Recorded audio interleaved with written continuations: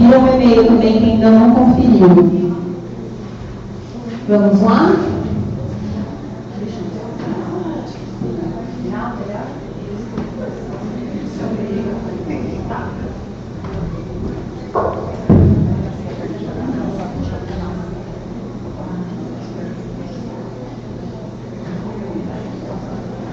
Então aqui, pessoal, retomando, esses são os 3 passos que eu acho que a gente tem que começar a fazer, quem ainda não começou a pensar esse planejamento de campanhas, os 3 pontos de onde a gente pode partir a partir de agora, que é sistematizar isso das nossas aliadas. Depois que a gente começar a definir quem somos, né, o que queremos, qual é o meu projeto político, quais esferas ele é negociado, a gente tem que partir para essa parte que é uma parte bem prática de sistematizar mesmo quem são as pessoas que estão ao nosso lado, quais os objetivos dessas pessoas, em que medida esses objetivos se relacionam ou conflitam com os mesmos objetivos que eu tenho e quais são os recursos que essas pessoas têm para me oferecer. É muito importante também que a gente comece a fazer um recorte da nossa abordagem dentro do território. O que isso quer dizer, né? A partir daquela nossa essência, dos valores que a gente definiu, o que é que faz mais sentido defender e com quem e para quem? Porque a gente não pode definir como público-alvo, por exemplo, a gente não pode ser um candidato da população ou uma candidata da população em geral. Qual que é o seu popular? Eu quero atingir todo mundo, eu quero atingir a população em geral. Isso não existe. Você precisa direcionar a sua comunicação, a sua estratégia, o que é que você vai falar. Você não pode ser aquela candidata bom, quais são as suas pautas? Minha pauta é educação, saúde, direitos humanos, trabalho, renda, assistência social, tudo, né? Então, como é que você vai conseguir se tornar uma referência para alguém se todas as pautas são as suas pautas? É bastante difícil. Então, a partir daqueles valores que você mapeou, a partir da sua trajetória, de toda a sua atuação ao longo da sua vida, o que é que faz mais sentido de você definir como mensagem, como bandeira da sua campanha? Isso tem a ver com a sua essência, com aquela pessoa que você conseguiu definir de quem é você, dos princípios, dos valores que te norteiam. Então é daí que a gente parte. E compreender a quantidade necessária de esforço para a campanha. Como é que a gente compreende isso?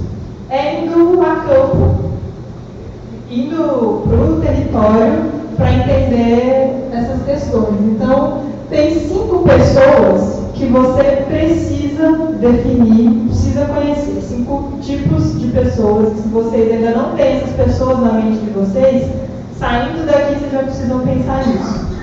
Uma pessoa influente dentro do seu partido, todo mundo que quer se candidatar vai precisar estar afiliado a um partido político. Então você precisa saber quem são as pessoas do seu partido que vão te ajudar ou em alguma medida te atrapalhar no seu processo de candidatura. Quem é a pessoa de influência dentro do seu partido? Você precisa conhecer essa pessoa e conversar com ela. Se colocar enquanto uma candidata, entender o que essa pessoa pensa, como ela age, como ela atua. Então é fundamental conhecer. Um líder comunitário ou uma líder comunitária. Então, a gente está numa eleição, a gente vai disputar eleições locais, aqui no município. Então, a aproximação com lideranças comunitárias é fundamental. Então, você precisa ter pelo menos uma liderança comunitária no seu rol de equipe aí principal, de atores fundamentais para levar a sua campanha à frente e conseguir ser eleito. Então, marquem um café com a liderança comunitária que vocês têm mais proximidade já na próxima semana. Um especialista na pauta que mais tem a ver com aquele seu projeto político. Você vai precisar estudar propostas de campanha, elaborar propostas de campanha. Em alguma medida, por exemplo, as candidaturas à prefeitura precisam de um plano de governo, então você já precisa mapear esses especialistas ou essas especialistas na cabeça, entender o que essas pessoas pensam, porque você vai trazer o conhecimento dessas pessoas para o seu discurso, para a sua mensagem. Você vai discutir a mensagem e o próprio perfil de candidatura que você quer adotar com pessoas que são especializadas nas áreas em que você atua, nas áreas que estão relacionadas ao seu projeto político. Então, aproximem-se de especialistas dos temas que vocês defendem, que vocês querem colocar como bandeira de uma candidatura. Vocês precisam conhecer um eleitor ou uma eleitora comum. Inclusive, pode ser aquela pessoa que assim, você acredita que nem votaria em você, se você fosse candidato, e conversar com essa pessoa para entender o que ela pensa, para sentir o clima de como é que aquela pessoa está enxergando as eleições que vão acontecer em outubro, quem é que ela está pensando em votar, no porquê que ela vai escolher candidato A ou candidato B, ou se ela não sabe ainda nomear candidatos, mas pensar perfis de candidatos, né? Quem você vai votar para vereador ou vereadora na próxima eleição já tem em mente, né? Por que você vai votar nessa pessoa? Né? Ou então o perfil de pessoa que você quer votar, né? Quem você quer, o que você está pensando de outubro, né? Então conversem com pessoas comuns, com eleitores comuns. Nesse momento, tentem fugir um pouquinho daquele grupo, né, da bolha que a gente costuma atuar. Então pensar o eleitor comum é sair um pouco disso e ir para pessoas que a gente não está acostumada a conversar todos os dias. E, por fim, conversar com uma doadora ou um doador em potencial. Alguém que pode me ajudar na composição dos recursos financeiros da minha campanha. A gente vai precisar correr atrás de doadores. Então, não tem como fazer uma campanha também tem, né? Mas a gente precisa de pessoas que possam nos ajudar com recursos financeiros, com recursos materiais. E aí a gente precisa conversar com esses doadores ou doadoras em potencial. Então, esses são 5 perfis de pessoas que a gente precisa buscar para começar a sistematizar os nossos apoios, sistematizar os atores que vão compor aí a nossa campanha. O que cada uma dessas pessoas que a gente listou aqui, influenciador, doador, líder comunitário, eleitor comum, especialista, cada uma dessas pessoas pensa na minha atuação. Como é que eles me enxergam? Como é que aquele eleitor comum, depois de ter falado um pouco sobre o que ele está pensando, o que ele vota, e agora, como é que ele me enxerga? E como é que ele me enxerga se eu me colocar como uma candidata? Será que ele votaria em mim? O que aquele especialista que estuda aquele tema que eu quero trabalhar pensa de mim, pensa sobre mim? Se eu me tornar uma candidata, o que ele vai continuar pensando? Então, descobrir o que esses perfis de pessoas sabem da gente, o que eles acham da gente e os possíveis apoios que eles podem, ou resistência, que eles podem ter contra a nossa candidatura. E outra coisa bastante fundamental é começar a compreender quem é que está ocupando hoje o lugar que eu quero. E quando eu estou falando disso, eu não estou falando de começar a disputar com outras mulheres. Então eu queria o lugar lá da Janaína Lima, ela não tinha que estar lá, eu poder, não é disso que a gente está falando, certo?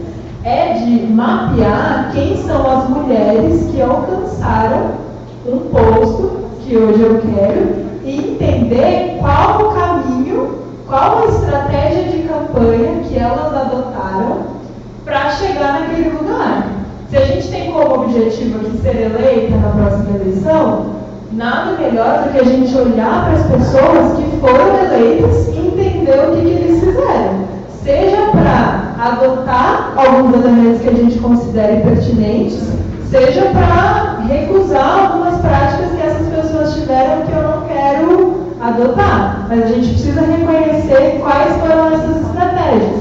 E questões bastante práticas, inclusive. Então, temos vereadores aqui em Marília?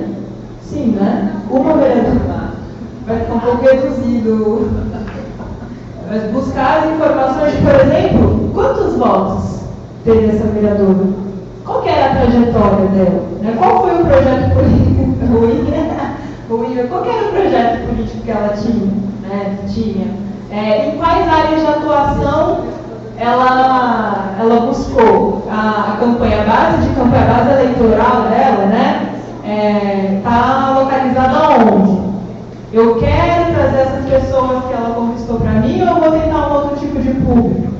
Quero conhecer essa estratégia que ela utilizou ou eu recuso essa estratégia e quero adotar uma outra estratégia? A gente precisa saber como essas pessoas chegaram lá, como elas conseguiram. Então, estudar esses casos de campanha nos ajuda muito, muito, porque a gente evita de cometer erros que essas pessoas cometeram, embora tenham sido eleitas, e a gente adota algumas coisas que deram certo para não precisar começar do zero algumas estratégias que eventualmente tenhamos, certo? Então, conhecer o lugar que essas pessoas ocupam hoje, como é que elas chegaram, qual a trajetória, qual o caminho que elas traçaram, pode clarear essa trajetória que a gente tem pela frente. São vereadores de São Paulo, tá? Sim, todos de São Paulo. Então, algumas questões filosóficas para a gente pensar a partir dessas vereadoras, né, ou prefeitas, das mulheres que ocupam os lugares que a gente almeja, né? O que me aproxima ou o que me afasta de cada um desses perfis? Então, quando eu falei aqui da única mulher eleita, eu falei, ixi, então vamos pensar se tem algo que nos afasta desse tipo de perfil que foi eleito, né? Justamente para a gente pensar, se isso me afasta, então eu não me alinho com essa pessoa, ok, então eu vou adotar aquele projeto político que eu tenho, que eu acredito, e vou conquistar pessoas, ou vou mostrar as pessoas que já estão com essa eventual, com essa vereadora, ou eu vou partir para um outro público, né? Não vou adotar essa estratégia dela. Por que essas mulheres foram eleitas? Isso é bastante importante de pensar, né? Se ela está lá, ela representa alguma parcela da sociedade. Que parcela que é essa? Né? O que pensa essa parcela? Será que eu vou disputar esse projeto político com ela? Ou eu vou para um outro lado? Então, pensar bastante de forma mais filosófica, né? Fazer essas comparações com quem está ocupando esse lugar que a gente quer, mas tem algumas questões bastante práticas, que é isso, de mapear quantos votos as pessoas tiveram. Você vai ter uma base a partir disso de quantos votos é que você precisa ter, né? Onde que estão localizados esses votos? Quanto custou a campanha dessa pessoa? Muito importante a gente começar a olhar os custos de campanha. Um indicador bastante legal de fazer é isso no custo por votos, né? Quanto que isso está disponível nas bases de dados do Tribunal Superior Eleitoral, lá, então a gente consegue de fácil acesso, mapear onde é que estão os votos, quantos foram, quanto que os candidatos gastaram, com que gastaram. Então a gente consegue, a partir dessas bases, ter essas informações. Qual era a inserção partidária dessas candidatas antes da eleição? Elas já tinham algum tipo de influência no partido? Elas se filiaram no partido só para disputar aquela eleição? Já tinham uma trajetória dentro do partido? Quais foram as pessoas importantes ali dentro do partido que eventualmente ajudaram nessa candidatura? Então é um estudo mesmo. É sentar para buscar essas informações, senão a gente vai no escuro para a campanha, né? E aí, no escuro e sem planejamento, a gente acaba repetindo erros que a gente poderia facilmente ter esclarecido antes de começar. Então, algumas questões práticas que, assim, chegando em casa, isso a gente já consegue mapear. Tá fácil, está disponível essas informações na internet. E aqui eu trouxe uma matriz de análise de envolvimento que eu acho que vocês podem adotar também para fazer essa sistematização de recursos e de atores que a gente pode elencar para a nossa campanha. É uma ferramenta, é uma planilha em Excel mesmo, uma matriz que a gente usa bastante em processos de planejamento, especialmente em processos de planejamento participativos, né? Então, é uma matriz 4x4. Foi isso.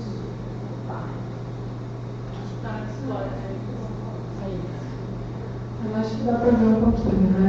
Então, é começar a... Lembra que eu falei, vamos pensar um influenciador, uma liderança comunitária, um eleitor comum. Vamos então sistematizar isso num lugar só para a gente ter uma visão de quem são as pessoas que a gente pode ativar e quem são as pessoas que a gente vai precisar tomar cuidado, porque representam, por exemplo, uma ameaça para a nossa campanha.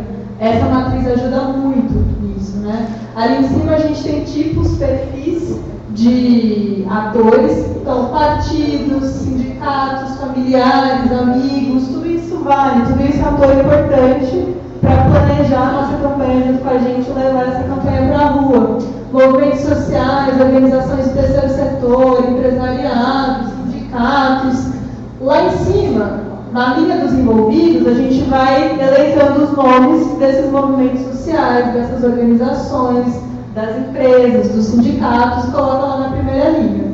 Aqui embaixo, a gente vai começar a pensar os recursos que cada um desses atores tem a nos oferecer. São os recursos relacionados aos objetivos que a gente tem de campanha. Então, por exemplo, tem um movimento, um clube, associação de mães do bairro tal, que eles possuem, por exemplo, como recurso, um lugar para a gente fazer reunião, ou a capacidade de mobilização de 50 mulheres em qualquer reunião que eles chamem. Isso é um recurso. A gente vai mapeando ali. Embaixo, a gente vai mapear os interesses, os objetivos e os problemas que esses atores têm. Então, qual que é o interesse da empresa tal em apoiar, por exemplo, uma candidatura? Qual que é o interesse da associação de mulheres do bairro tal numa eventual candidatura? Né? O que está envolvido aí? Quais são os objetivos? Né? Aqui embaixo, os elementos de força. Então, como eu falei, um recurso, por exemplo, que é o espaço, um elemento de força é, por exemplo, uma capacidade de mobilização. E a gente vai escrevendo tudo isso mesmo. Pode parecer um trabalho que é, nossa, mas o que eu vou fazer tudo isso? Eu tenho de cabeça, né? Eu sei quantas associações tem ali, o que eles têm para me oferecer, eu sei quantas empresas estão interessadas na minha candidatura e o que eles têm para oferecer. A gente sabe de cabeça. O que está registrado não vira plano, a gente não consegue implementar, a gente não consegue lembrar de tudo daqui a 3, 4, 5 semanas. Quando a gente vai passando por um perrengue, na hora de definir um rumo, uma estratégia de campanha, a gente não vai conseguir lembrar de todos os atores que estão envolvidos naquilo. Então, sistematizem, deixem isso lá, e a partir disso a gente vai montar o nosso plano mesmo, a gente vai definir com o que a gente vai falar. O tempo é um recurso muito escasso numa campanha, né? E aí, como é que você vai definir para que lado você vai? Com quem é que você vai falar naquele dia que você só tem 2 horas de agenda? Você vai olhar aqui, e aí nesse momento você precisa ter tudo isso sistematizado para pensar friamente e calcular. Não, a capacidade de mobilização dessa organização aqui é muito maior, e o objetivo dela está muito mais conectado com o meu objetivo, com o meu projeto político. Então é nisso aqui que eu vou apostar nesse momento. Isso evita que a gente perca tempo fazendo 1 milhão de visitas, indo tomar 60 cafés com não sei quantas pessoas, não sabendo qual é o retorno que aquilo vai trazer praticamente para a nossa campanha. A gente precisa pensar dessa forma prática. Então a matriz ajuda muito nisso. E depois de mapear os elementos de força de cada um desses atores, a gente precisa pensar também quais são os limites deles, quais são as debilidades. Então, tem aquela associação ali, mas, por exemplo, tem uma outra vereadora, uma outra candidata a vereadora, um outro candidato a vereador que tem uma proximidade muito maior. Então, eles têm um limite, por exemplo, que é dali a 2 meses me abandonar e ir para uma outra candidatura. Ou tem uma capacidade de mobilização muito boa, mas tem resistência à discussão de certo tema. Então, isso é um limite, uma debilidade que você precisa mapear para você também não apostar naquela pessoa ou naquela organização, naquele coletivo, e aí quando chegar lá você ser surpreendida pelo limite que aquela organização tem, que ela representa, que não vai te trazer, portanto, nenhum retorno, né, do ponto de vista prático, do ponto de vista político daquele mapeamento. Sei que são muitas informações de uma vez só, são alguns pontos para a gente pensar. Assim. O ideal seria que a gente já fosse fazendo isso praticamente, né? E uma oficina como essa durar um dia, para a gente ir montando tudo isso e discutindo entre a gente, porque eu sei que tem muitas coisas que ficam até difusas, né? Mas o que é esse projeto político? É um pouco difícil de pensar. Será que isso que eu acho que é um valor ou não é um princípio não é? Será que eu posso ajudar trazer isso para montar um perfil? Sei que é bastante difícil e a gente só aprende a fazer isso quando a gente vai colocando na ponta do lápis, escrevendo, quando a gente vai elencando cada um dos atores, a gente não tem tempo para fazer isso. Então todo esse material vai para vocês e aí a gente pode discutir, né? Acessem também os materiais, os manuais que a gente deixou indicado lá no começo, o manual da RAPS e o do Run As You Are também. Então eu acho bem importante que vocês busquem. E as planilhas, as matrizes que aparecem aí ao longo dos slides, tudo isso vai para vocês. E já tem muito trabalho para quem quer ser então candidata, já é uma pré-candidata, para quem quer trabalhar numa campanha de mulher, já vai sair daqui, tenho certeza, pensando num monte de coisa para fazer já amanhã, certo? Então, acho que da parte de planejamento é isso, a gente vai discutir praticamente já, mas a Thaisa vai esclarecer algumas outras questões aqui para vocês sobre filiação partidária, sobre regras de campanha, que a gente precisa saber para construir o nosso planejamento também, porque impactam diretamente no nosso planejamento, certo? Voltamos a falar já. Obrigada, Lau. Gente, eu vou sugerir a gente deixar as perguntas para o fim, para eu conseguir cobrir aí o que eu acho que é legal trazer para vocês no slide. Esses são nossos e-mails. Também tem nosso site, que é iniciativabrasileira.org. Vou pedir depois para as mulheres do Cojul para a gente compartilhar a lista de contatos, eu consigo enviar os materiais, elas enviam para vocês. E aqui a gente falou muito de planejamento, de decisão que vai fazer, e eu vou conversar um pouco com vocês sobre o que de fato fazer, né? O que a gente pode fazer, que tipo de atividade já é legal, porque a gente já está aí quase em março, e para quem ser candidata, daqui a pouco já é uma campanha pela frente. Fazer algumas anotações aqui. Bom, eu vou, antes de sugerir as atividades, vou falar um pouquinho da questão jurídica, né? Bom, para ser candidata, tem alguém que vai ser candidata que não está afiliada aqui? Daquelas pessoas que levantaram Não tem. Todas as pré-candidatas estão filiadas. Então, eu já nem preciso passar por esse ponto, que é um pouco da filiação. No curso de São Paulo, a gente teve um perfil bem diferente. Muitas mulheres que pré-candidatas estavam nesse processo de decidir um partido, né? Então, já era um processo anterior, de como que eu decido pessoalmente, eu decido por ideologia. Às vezes algumas podem decidir, né? A gente não dá tem gente partido. Pois é. É uma questão muito pessoal, mas que também é coletiva, né? Que pode ser estratégico ou ideológico. Então, o que a gente sempre aconselha é que antes de se filiar, você conheça o partido, você frequente atividades, você procure mulheres que são filiadas, você evite, né, se filiar a um partido sem, de fato, conhecer minimamente o que o partido representa, qual a experiência de mulheres que serão candidatas, e se atentar pela legislação eleitoral, que, se eu não me engano, a data de inscrição de chapa é maio, mas isso é bom perguntar para os advogados, tem algumas abril, mudou a data, acontece que não olhei. Eu acho que é de abril. Não sei o que é abril. E para que são candidatas também se atentarem, né? Sempre pegar recibo de inscrição de chapa, inscrição de candidatura. Infelizmente, tem casos de mulheres que fizeram todo o trâmite legal e o partido prejudicou e elas tiveram que entrar na justiça para provar que se inscreveram na chapa. Então, tudo pode acontecer e quanto mais vocês estiverem precavidas, estiverem apoio, pessoas que ajudem, mais fácil evitar. Outra questão é a arrecadação, né? A arrecadação, ela pode começar antes que a campanha. A eleição passada permitiu que desde maio pudesse fazer financiamento coletivo para arrecadar recurso. Então, 15 de maio, né? 15 de maio a gente pode começar a arrecadar. Pode começar a captar.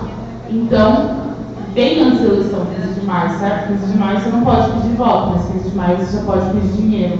Então, se programar para 15 de maio você ter um lançamento de um financiamento coletivo, se você achar que é válido, se você achar que é uma estratégia, e já começar a captar. Porque se você consegue em maio já engatar e já fazer isso, você vai ficar muito mais livre depois. E é muito bom diferenciar pré-campanha de campanha.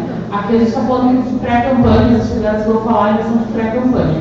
Basicamente, pré-campanha você pode fazer tudo sem pedir voto, né? E depois na campanha você pode pedir voto, essa é a diferença. E então, só que é muito diferente, muitas atividades podem falar, pré-campanha, onde você tem tempo para pensar, para avaliar, para planejar, do que a campanha em si, que são 40 dias ali, corridas, loucura, que você encontra sua equipe às vezes uma vez por semana e fazer uma avaliação de como foi a corridinha. Então tem muita diferença entre a pré-campanha e a campanha nesse sentido de planejamento, disposição de tempo, quanto tempo você consegue gastar nessa preparação, né? E tudo que você puder fazer antes, faça. Algo que você já pode fazer esse mês, semana que vem, é sistematizar o contato. Você tem uma planilha com os e-mails que você vai mobilizar, com o WhatsApp de pessoas que já conhecem. Então vai começando, né? Já tem alguém para te apoiar nessas ações? Consegue? Alguém já falou, eu quero ajudar na sua campanha? Então, vai pensando nessas questões e quanto antes vocês conseguirem se organizar, mais fácil fica na campanha. Eu já participei de campanha que é 3 semanas da campanha não tinha uma planilha de pessoas para contatar, para fazer distribuição de material, com os multiplicadores, então pegar esse material, divulgar para os amigos, na casa. Então, se você deixou para mapear e montar uma planilha de contatos já na campanha, você está atrasado, você vai perder um tempo precioso fazendo trabalho de organização que você já pode fazer antes. Bom, aí, vamos falar agora também para atividade de pré-campanha, inclusive eu vou reforçar daqui a pouco um pouco mais do que vai ser a nossa atividade semana que vem em São Paulo. Eu vou sugerir que lá seja a Tamara, que vai a gente mais em campanha mesmo, que pensar já um cronograma para a campanha, porque aqui a gente discute muito pré-campanha. Então, as 3 atividades para quem é candidata, né, que eu sugere fazer, se você não fez, você precisa fazer o mais rápido possível, tenta cumprir ela em 2 meses, ter um grupo, né, na sala individual, você precisa ter um grupo que te apoie, que te sustente, e para isso acontecer, você precisa comunicar que você é candidato. Então, para aquelas que desejam ser candidatas, se vocês não fizerem esse momento de reunir as pessoas mais próximas, comunicar, e no caso de quem tem apoio familiar, também comunicar a família, né, comunicar o marido, o pai, a mãe, o filho, faça isso, porque você precisa passar por esse momento para saber com quem você vai poder contar, como vai ficar a sua rotina, o que vai alterar. Então, o primeiro momento é você reunir pessoas mais próximas e se falar, olha, mostrei pré-candidata, vamos construir junto. Como a Ana falou, política é conversa, política é conhecimento. Você não vai conseguir fazer tudo sozinho. Aí, o segundo momento que cumprir essa tarefa, a segunda então, faz algo maior, a conversa fechada. Fala para os seus amigos chamarem os amigos, fala para os seus parentes chamarem mais gente. Então, já faz algo assim, não é mais 5, 10 pessoas, vão ser 20, vão ser 30, vão lá te conhecer e vão saber a sua proposta e vão ver quem vai somar e quem não vai somar. E é aquilo, pelo menos em São Paulo, que eu acho que a realidade vai ser bem diferente, mas é muito difícil as pessoas terem tempo, muito tempo disponível. Né? As pessoas gastam muito tempo de deslocamento, a Ana fica o quê? 4 horas por dia? 4 horas no transporte público todo dia. Ela trabalha em São Paulo e mora em Guarulhos. E nem todo mundo vai ter as mesmas disponibilidades, mas, poxa, vai ter gente que não vai poder estar todo dia com você, mas é teu papo, no final de semana vem para Marília e super ajudar. Então, né, pensa nisso. Tem gente que não vai poder ajudar com tempo, mas vai poder ajudar com recurso financeiro, vai poder sentar e tomar um café e te ajudar a colocar as ideias no lugar, vai poder te aconselhar. Pensa como as pessoas vão poder te ajudar e também não virar aquela cobrança de que se a pessoa não conseguir ajudar um mês, ela não serve, ela é preguiçosa, né, por essa pressão muito grande. Eu vejo campanhas muito organizadas que eu sinto isso. A pessoa que é candidata começa a dar tarefa para todo mundo, assim, que nem uma máquina, e não entende que não é todo mundo que vai conseguir estar da mesma forma. Aí a terceira tarefa, com essas duas, participa de um evento, de uma mesa, de um debate, um tema, numa atuação que você já tem, só que para o público que você não conhece, para o público que vai no debate para conhecer aquele tema, para te conhecer, porque é totalmente diferente a experiência de você falar para pessoas conhecidas e que você tem afinidade, e num lugar, num evento aberto, onde você vai ter que falar para pessoas que você não está acostumado a conversar, que você não conhece, onde vai ter um debate de ideias, onde vai ter uma confrontação. E respeito, né? Porque a gente acredita no respeito e na troca de ideias saudável. Então, pense em passar por essas 3 atividades o mais rápido que vocês puderem, porque é importante para constituir um grupo, é importante para sentir como que você se sente nessas funções de conversa, de debate, de troca, quem precisa melhorar ou não. Partindo daí, gente, é construir mesmo um grupo, fazer um cronograma. O que você vai fazer por mês, quem vai captar recurso, quem vai anotar nome de voluntário. Mas essas planilhas é para ser feito assim agora, março, abril. Depois disso, você não vai ter tempo para planejar as ações. É rua, é divulgação nova, divulgação rosto. Então, pensem aí nessas ações. Deixa eu ver mais o que eu vou anotar aqui para lembrar.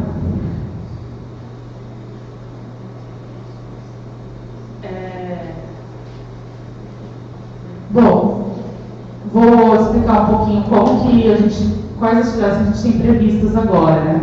A gente tem, semana que vem, como eu falei, me pediram mais informações, um encontro aberto, gratuito, superpartidário, lá em São Paulo, que é a tarde inteira. Você pode se inscrever, tanto indo pelo nosso Instagram ou Facebook, você vai ter o link lá de inscrição. Também tem no nosso site. E só para você se inscrever, para a gente confirmar o endereço, é uma tarde inteira, vão ser das 13 horas às 19 horas.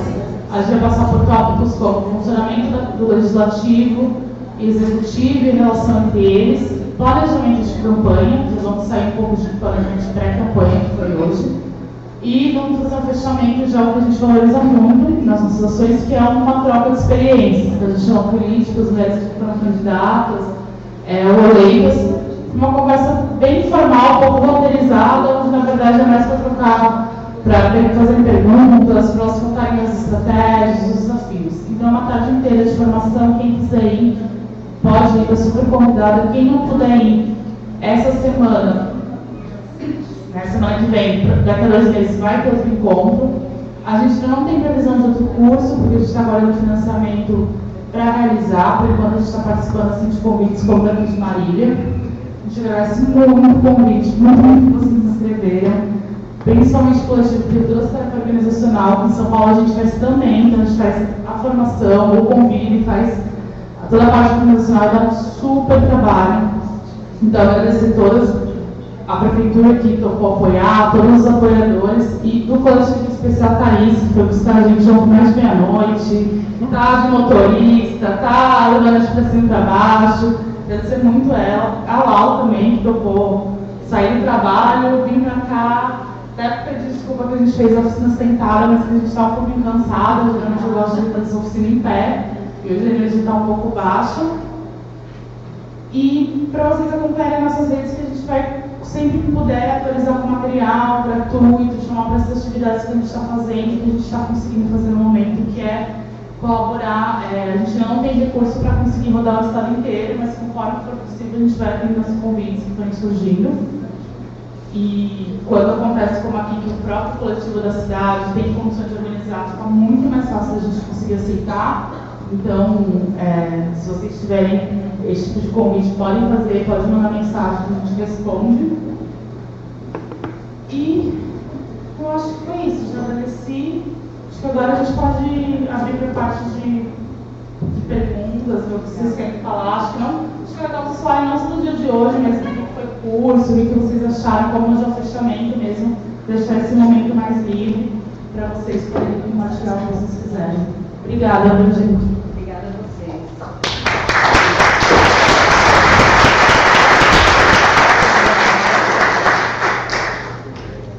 Pessoal, esse aqui não está confiável?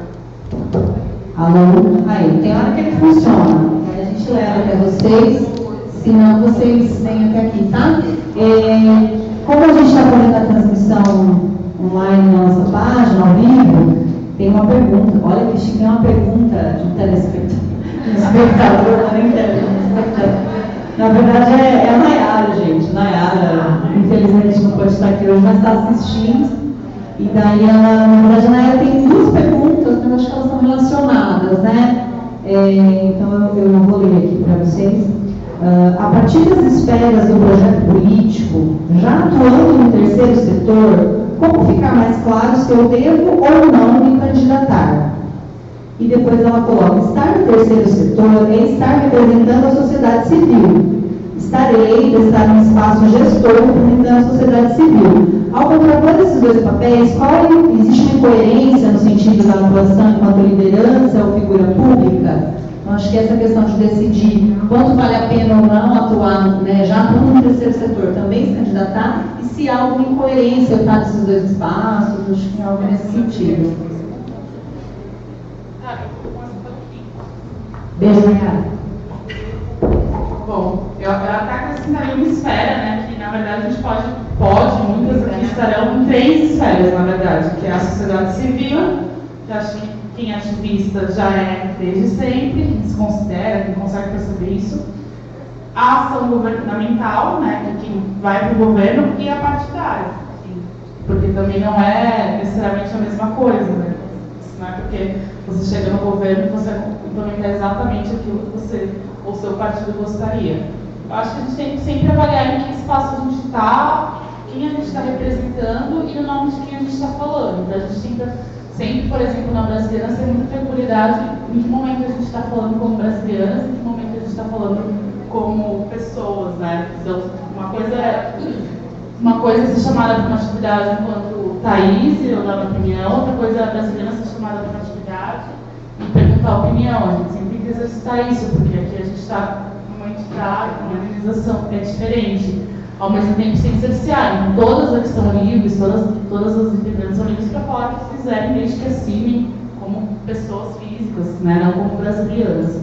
Então, até falar para vocês que a gente tem um blog no nosso site que está aberto para publicação de texto, se vocês tiverem ideia, quiserem mandar, sugerir, a gente pensou mesmo num espaço para conseguir gerar conteúdo feminista, até vou alimentar sobre a experiência de vir aqui, como que foi o curso hoje.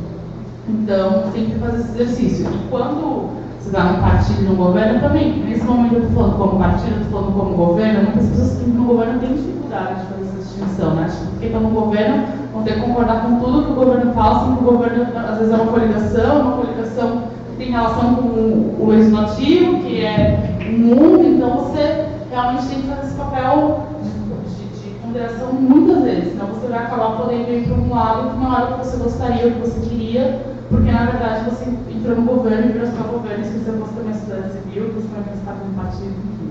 Eu acho que sempre fazer esse exercício é muito positivo e pensar que o conflito é inerente. Então, às vezes, você define a vida inteira enquanto sociedade civil, você chega eleito e não consegue implementar de forma alguma. Então, eu venho do movimento, pela reforma da política de drogas, né, pela reforma da legislação penal brasileira, que é extremamente injusta, extremamente punitivista, que é um movimento que é considerado que é super difícil essa discussão e que tem inclusive partidos mesmo progressistas, é super difícil essa discussão. Então você tem que fazer o enfrentamento por dentro também, por fora, por todos os lados. Quanto mais não é segregada, né? Porque na verdade a pauta é segregada porque é uma consequência, mas quanto mais minoritária, né? No caso as mulheres, apesar de ser maioria populacional, são minoria do poder político, minoria da representação, mais difícil vai ser, mas a gente vai ter que ficar brigando. Então é muito importante não perder a mente, né, na cabeça que sempre a gente vai ser sociedade civil, não importa onde a gente está, a gente continua sendo sociedade civil, porque senão a gente pode realmente se perder nesse caminho e achar que não vai ter conflito, vai ser tudo política, é conflito o tempo todo.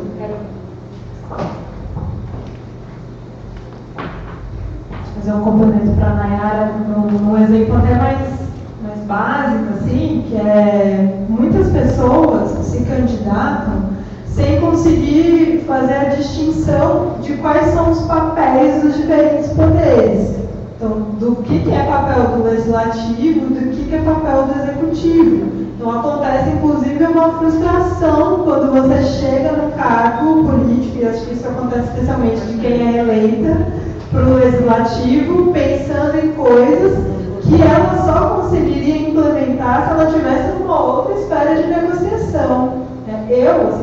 Eu, enquanto estudante de política pública, enquanto gestora de política pública, não acredito nessa segregação super clara, assim, de sociedade civil, Estado, governo. Para mim, na verdade, existem essas redes aí que se brincam o tempo inteiro. Então, não tem essa delimitação muito clara, né? A gente tem muitos exemplos de política pública que nasceram a partir de um movimento da sociedade civil, a partir de algum momento que alguém de lá foi para um cargo na burocracia, por exemplo, de um governo, conseguiu trazer aquelas ideias do movimento social e aquilo foi implementado, por vezes, sem passar pelo legislativo, a partir de uma ideia de um funcionário público. Então, quando eu falo disso, de entender em quais esferas esse projeto político é negociado, é de perceber que, assim, você precisa ter clareza de qual vai ser o seu papel nos determinados lugares, nas determinadas posições que você vai assumir. Tá? Se você é reconhecido, por exemplo, no seu território, porque você faz projetos sociais,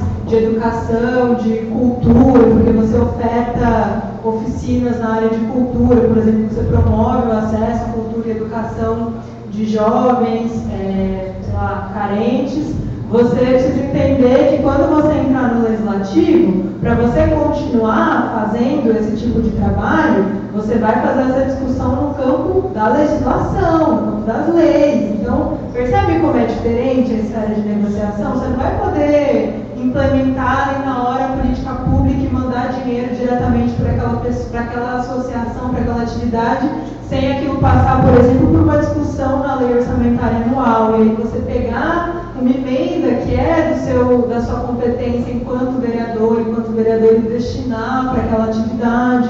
Então, quando eu estou falando de visualizar as esferas de negociação, é disso. Né? Não de a partir entrei numa determinada posição, não posso mais fazer aquela atividade. Mas existem competências, existem limitações.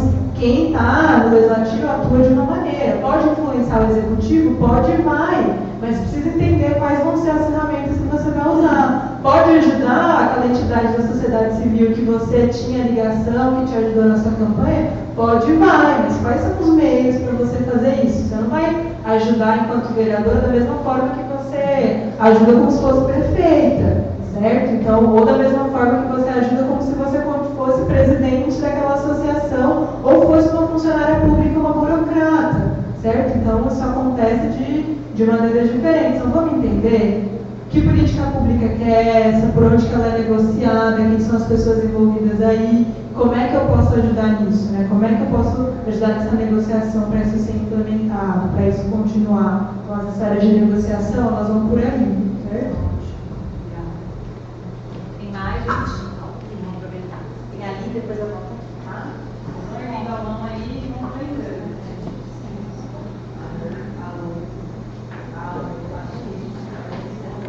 Alô. Vem um pouquinho mais perto. Alô. Na hora que ele vai. Alô, agora ele foi. Eu acho que é só aqui. Alô, já está uma distância. Sem fio, mas não pode andar. Meu nome é Sueli. Eu quero perguntar um pouquinho sobre a questão dos apoios, né, de campanha, no sentido de, a gente ouve muito assim, há uma certa resistência porque a diferenciação entre o apoio à pessoa e o apoio ao partido. Né? Então, como que se dá esse manejo assim, para o candidato ou para aquele que quer apoiar? Porque existe muita questão da pós-candidatura também, porque eu apoiei, né, tal partido, eu fico meio que rotulado com aquilo, aí há uma resistência nessa questão do apoio. Como é que o candidato ele pode ter esse manejo dessa questão, assim? Não sei se eu consegui perguntar bem. Eu acho que eu entendi uma pergunta, vamos ver se foi perfeito. Tá. Pode fazer, sei lá, 2 vezes. Acho que vai fazer mais. Oi, quanto à campanha política, eu fico um pouco apreensiva com os ignorantes da política. Tem gente que detesta a política, odeia a política, você vai falar sobre política, a pessoa te ignora, ela começa a jogar um monte de coisa assim em você, e você fica assim, e agora? Como que eu vou dialogar? Que argumento que eu vou usar? E eu já presenciei isso já com uma amiga bem próxima, falando que nenhum político presta, que está decepcionado com a política, que não vai votar em mais ninguém, entendeu? Então, eu queria, assim, ter um argumento a mais, porque só falar do meu partido, da minha ideologia, talvez não justifique tudo, eu não sei, eu queria saber a opinião que vocês me dão nessa questão da candidatura, da gente poder dialogar com o argumento dessas pessoas ignorantes da política, entendeu? Tá bom as duas? Podemos fazer, Thaisa saiu também, a gente vai ter Acho que é a Lucy. Bom, eu, pessoalmente, não acredito que a gente se eleja para qualquer coisa apenas por vontade própria, né? Eu acredito que qualquer candidato só é eleito, candidato ou candidata, antes de pensar em ser eleito, de ser candidato, ele tem que ter um grupo de apoio, um grupo de pessoas que a querem ver no parlamento, na prefeitura, no Senado, em outros locais, por conta da sua participação em outros setores. Então, eu só acredito nisso, né? E nisso daí eu tenho que dividir várias coisas. Aqueles que podem apoiar financeiramente, aquelas pessoas que podem dar 2 horas do seu tempo por semana para falar da minha possível candidatura um grupo de amigos que ela conheça. Então, era só isso que eu queria colocar, só para dar um outro viés para a discussão.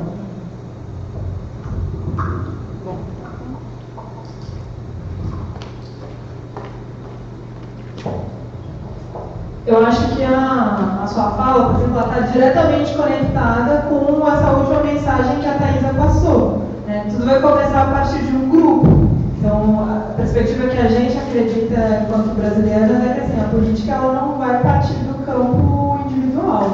Você quer fazer política porque a gente acredita que você representa determinados interesses de um determinado grupo, você quer representar aquele grupo. Se você não tiver um grupo que te apoie, que te coloque, que te traga recursos, que te traga meios práticos para a gente levar uma campanha à frente, não faz sentido, né, você ser eleito. E existe uma discussão anterior, inclusive. Estava comentando com a colega ali no café, que assim, a candidatura, ela não é um fim. Por isso que a gente precisa pensar o projeto político. Nessa opinião das brasilianas, por exemplo.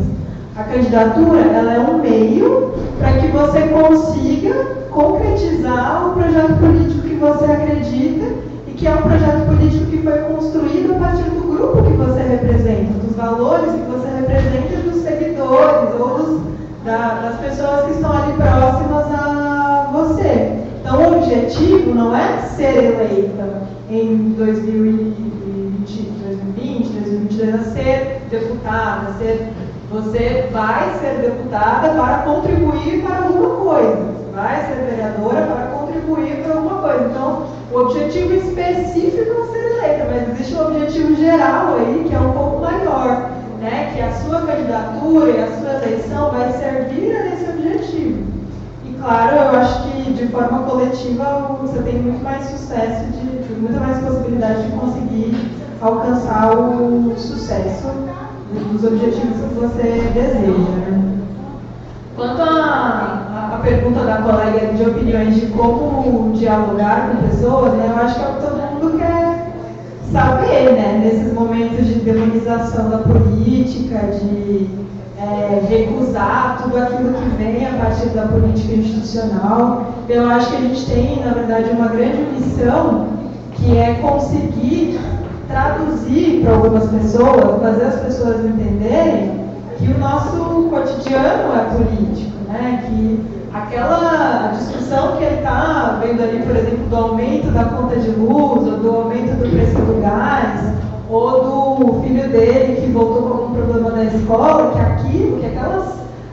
aqueles fatos que a gente observa no nosso dia a dia, eles partem de decisões políticas, que para a gente está num nível muito além daquilo que a gente pode compreender, mas quando a gente não compreende isso, a gente continua fazendo escolhas erradas, né?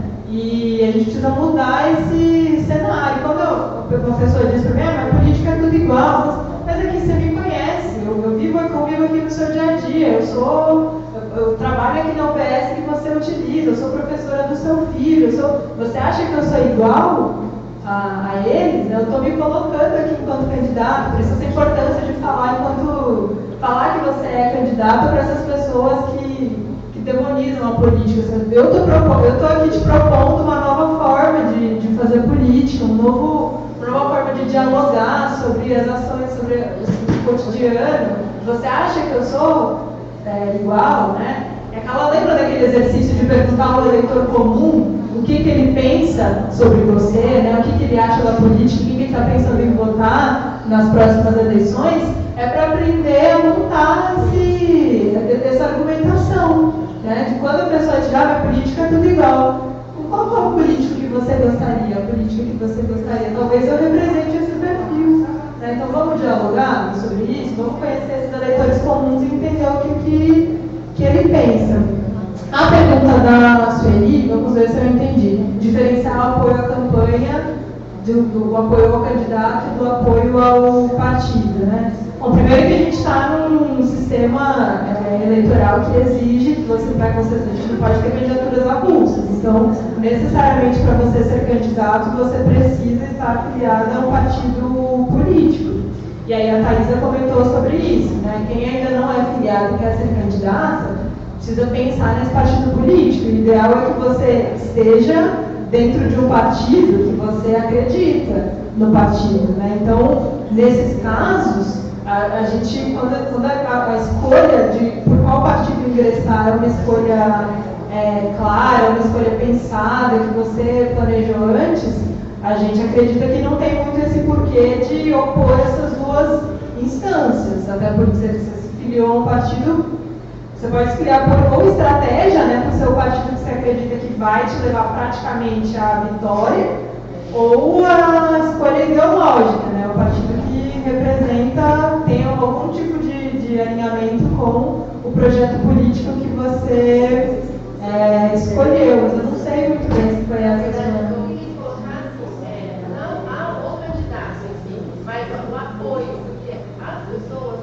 De apoiar o partido, por mais que ele goste da pessoa, do candidato, muitas vezes resiste ao apoio público por conta do partido. E como o candidato maneja a situação?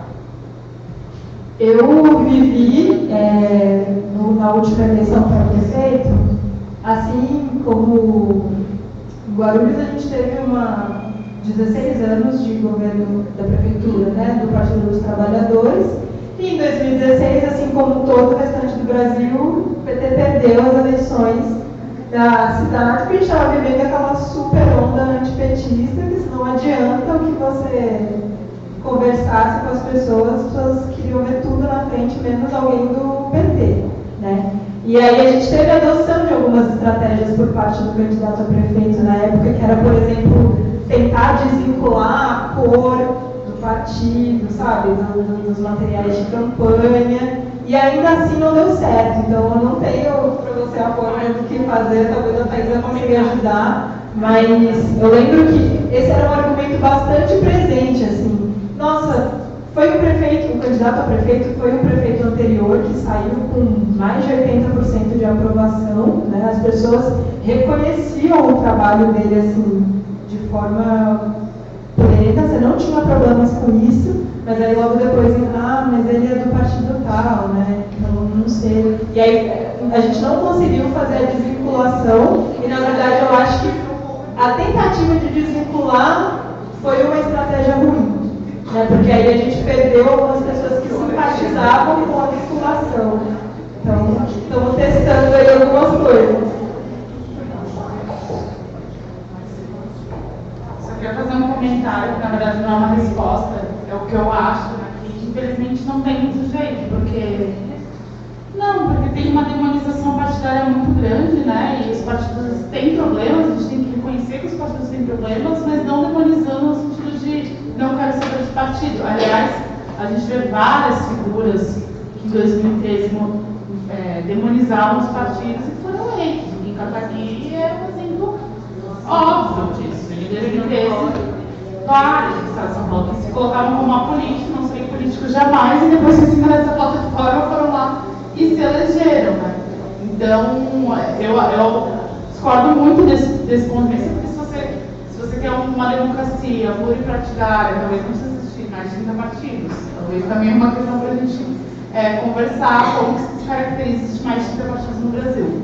Mas se você quer uma democracia pluripartidária, os partidos são necessários e a saída não é demonizar, é democratizar, ter mais transparência, enfim. E aí eu acho que não tem jeito, porque aqui nesse momento a gente ainda consegue fazer formação com mulheres, formação com futuras candidatas, mas para mudar de fato a sociedade, tem que fazer formação com a sociedade, né? O que eu acredito é que essa renovação geracional, quanto mais a juventude ela é muito diferente do que a gente conhece. Então, você olha as mulheres mais jovens, elas têm outra consciência, enfim. Então, a formação, educação mesmo é a resposta para isso. Educação política, formação, isso não muda de um dia para o outro, né? É tempo, a sociedade caminha como um todo. Isso só muda quando mais mulheres, que vocês proparem, se candidatar, proparem para ter informação, mas quanto mais eleitores, eleitoras, cidadãos em geral, toparem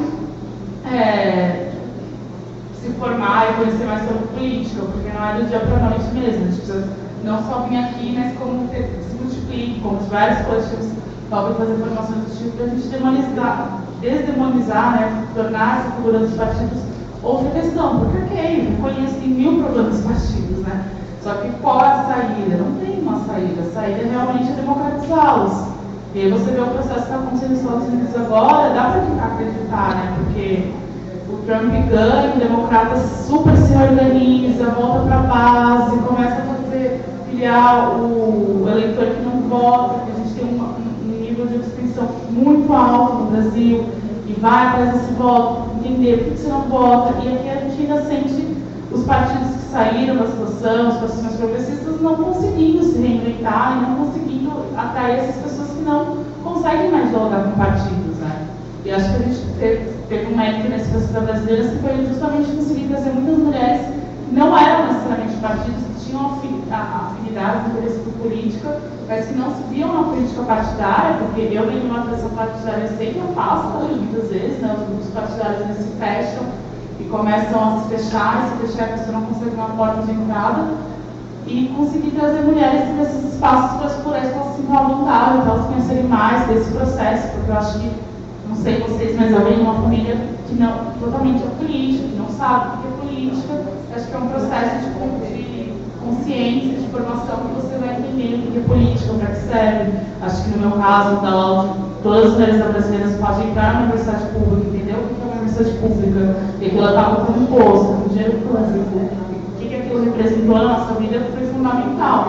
Então, a partir do momento que também as pessoas se apoderam, acessam direitos, acessam serviços públicos, elas têm conhecimento maior do Estado, isso acaba refletindo a opinião delas, né? E as mulheres na política têm um papel fundamental nisso, porque você pode estar provado em diversos estudos, mais mulheres na política significa mais dinheiro para educação, para saúde, mais mulheres pensando em creches, mulheres pensando em problemas das mulheres. Então, é um processo contínuo. Quanto mais mulheres na política, vai levar mais mulheres na política de uma forma crescente. Então, acho que o que a gente pode fazer mesmo é se comprometer a votar, a fazer campanha para a mulher, a multiplicar o que a gente está tendo acesso de conhecimento, porque é um processo longo, demorado, mas que eu quero ser otimista e achar que eu vou estar viva para ver isso, que não vai demorar 120 anos ou 150 anos, né? Ou pelo menos que, sei lá, os netos de vocês vejam isso, porque é muito difícil de pensar que a situação atual ela vai se repercutir eternamente. Eu, por exemplo, falo, não, eu quero pelo menos fazer a parte de ajudar, porque eu não concordo com isso. Eu acho que todas que estão aqui no sábado também pensam um pouco assim, então isso vim aqui me dá muito otimismo, assim, participar de informações como essa. Porque, poxa, sábado, é o maior calor, acabou de ser carnaval, e um monte de mulheres que pensam de política, sabe, discutindo política. Então, acho que é ter espaços como esse que vão ajudar a transformar a sociedade.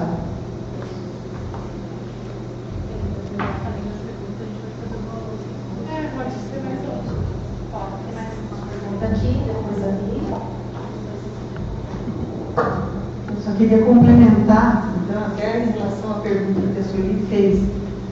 Eu acho assim, quando as pessoas demonizam você por causa do partido político, eu acho que a saída é essa. Nós temos dois momentos políticos. Um é o de campanha, que é para você chegar ao poder. E o outro, se você conseguir, é exercer esse poder. Então, o que a gente tem que falar para a população, o que a gente tem que demonstrar, é que para eu chegar no poder, eu tenho que seguir o nosso sistema político. Então, se eu não for filiada num partido político, eu não consigo chegar lá. Eu não consigo abrir a chave da porta daquele poder. Então, isso eu acho que que as mulheres têm que conseguir com clareza, porque independente do partido que ela esteja, as dificuldades estão aí. E ela é barrada. Então, chegar e expor para as pessoas, olha, para eu chegar no poder, você confia em mim, você conhece o meu passado, como vocês falaram, você conhece a minha atuação, a minha proposta é essa. O meu partido é esse porque é o que eu tenho. Então isso você tira de lá, mas teu partido tem fulano que eu não gosto, tem ciclano que eu não gosto. Ah não, mas esquece ele. Eu preciso do partido, esse é o caminho que eu tenho para chegar no poder. Então eu acho que essa é a saída. Você mostrar que o nosso sistema político, ele não permite que você seja candidata sem ter um partido. Então isso daí é um fardo que você tem que carregar, que a candidata tem que enfrentar, porque todo mundo fala, eu gosto muito de você, eu gosto da sua atitude, mas eu não gosto do teu partido. Então, e isso, seja partido A, B ou C, ou de direita ou de esquerda. Então eu acho que firmar nas suas convicções, eu acho que vocês foram muito claras nisso, né? Nos seus propósitos, naquilo que você já fez, naquilo que você quer fazer. E o partido político ele é apenas um meio para você chegar lá.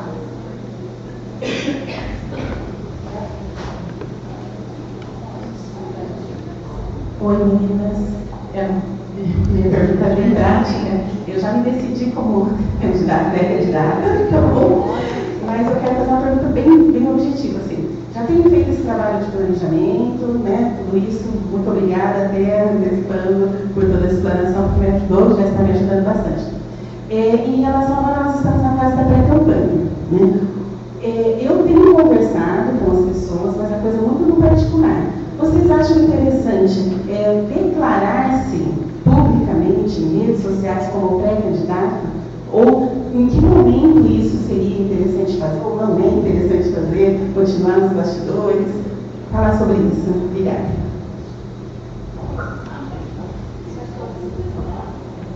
A minha pergunta é bem simples. Candidaturas coletivas, por exemplo, vereador.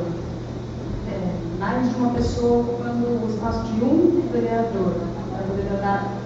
Tem muita diferença pensar a organização, pensar tudo isso que vocês mostraram aí?